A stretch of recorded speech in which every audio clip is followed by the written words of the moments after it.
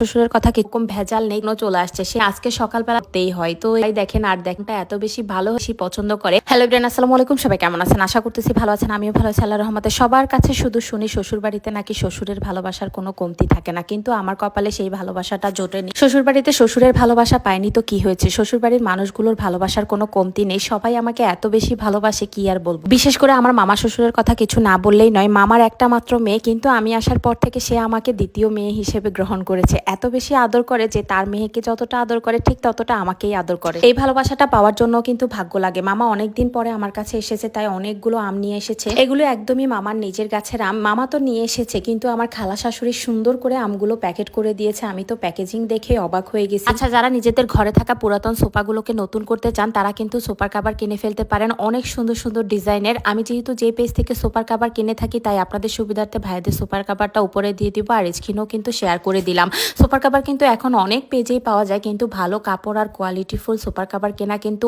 অনেক বেশি কষ্টের বিষয়। তাই অনেক আপুরাই দেখে আমাকে মেসেজ দেন, আপু কোন পেজ থেকে সুপার কাভার কিনলে ভালো হবে, আমাদেরকে একটু সাজেস্ট করেন। তাই আমি যে পেজ থেকে কিনে থাকি সবসময় আপনাদের সাথে সেটাই শেয়ার করি।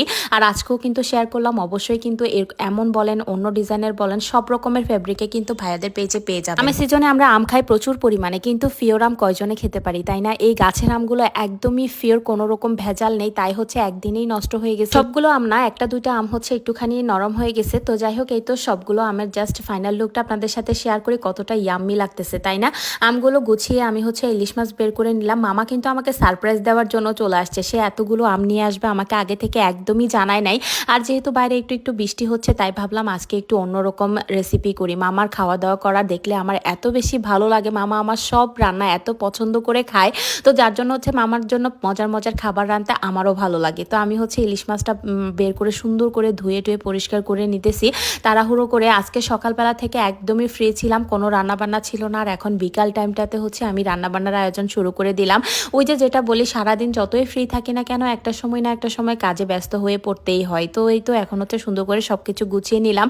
আর আজকের আইটেমে রাখছি খিচুড়ি, ইলিশ মাছ ভাজি, তারপর বেগুন ভাজি, মামার সব পছন্দের খাবার আমি আজকের আইটেমে রাখার চেষ্টা করেছি। তো এই তো এখন আমি সুন্দর করে খিচুড়িটা ফার্স্টে বসিয়ে দিচ্ছিলাম। এটা সবজি খিচুড়ি বানাবো, আর বেশি করে সবজি কেটে নিই, গাজর, পেঁপে, পটল, আলু সবকিছুই দিয়ে বেশি করে একটু সবজি খিচুড়ি বানাবো। মামা যেহেতু সবজিটা একটু বেশি খায় তাই ভাবলাম সবজি রাখলে হয়তো মামা অনেক বেশি খুশি হবে। তো যেহেতু সবজির আইটেম বা মাছের আইটেম, কোনো রান্নার আইটেম আজকে করতেছি না, তাই ভাবলাম একটু বেশি করে সবজি দিলে খিচুড়ির মধ্যে অনেক বেশি মজা হবে আর মামাও খুব পছন্দ করবে। তো এই তো এখন আমি মাছগুলো ভাজি করে নিব। আর ইলিশ মাছটা যেহেতু কয়েকদিন আগে কিনছিলাম তাই আমি আপনাদের সাথে মেবি শেয়ার করেছিলাম, কিন্তু এখন ফ্রিজ থেকে বের করে সুন্দর করে পুরো ইলিশ মাছটাই নিয়ে নিলাম। যেহেতু বাসায় আরো মানুষ আছে তাই ভাবলাম সবাই মিলেই একটা ইলিশ মাছ দিয়ে আমরা সবাই মিলে খেয়ে ফেলবো, তাহলে আর বেশি আইটেমের হয়তো ঝামেলা করা লাগবে না। তো এই তো এখানে খিচুড়ির জন্য আমি চাল, তারপর সবজির সাথে চাল ডাল সবকিছুই দিয়ে এখন ভালো করে কষিয়ে নিব। আর এভাবে রান্না করলে কিন্তু অনেকটাই সুবিধা হয়।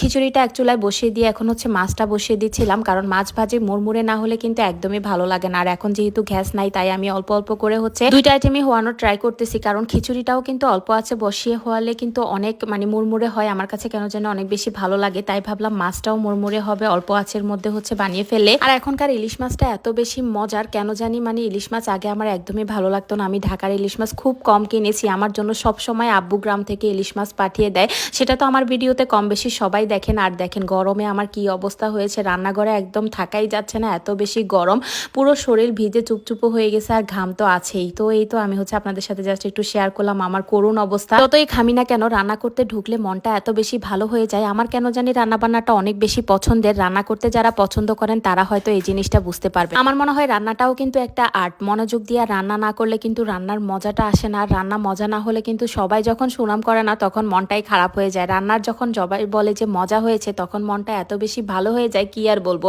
তো এই তো আমি ইলিশ মাছটা ভালো করে ভাজি করে এই যে এখন পেঁয়াজ মরিচ দিয়ে একটু ভাজি করে নিলাম। আর এই ইলিশ মাছটা খিচুড়ির সাথে খেতে এত বেশি ভালো লাগবে, একদমই মাওয়া স্টাইলের। তো এই তো এখন আমি এখানে হলুদ, মরিচ, লবণ, বেগুন ভাজির জন্য যা যা লাগে সবকিছু দিয়েই একটু ভাজি করে দিব। অনেকদিন ধরেই মাওয়া যাবো করে যেতে পারতেছে না, যেহেতু ওয়েদারও ভালো না, একদিন বৃষ্টি একদিন ভালো থাকে, তার জন্য এখন আর সাহস করতেছে না। তাই আজকে ভাবলাম বাসায় একদম মাওয়া স্টাইলের সবকিছু রান্না করে ফেলবো, যাতে করে মাওয়া যাওয়ার ইচ্ছাটা চলে যায়। তো যার জন্যই আজকের আয়োজন। তো এই তো এখন আমি সুন্দর করে মাছগুলো ভাজি করে নিচ্ছি। আর মামা কিন্তু মাছ ভাজি, খিচুড়ি এগুলো অনেক বেশি পছন্দ করে। তো এই তো আমার রান্না রান্নাবান্না শেষ আর আজকের মতো বিদায় নিব। সবাই ভালো থাকবেন, দেখা হবে নেক্সট ব্লগে।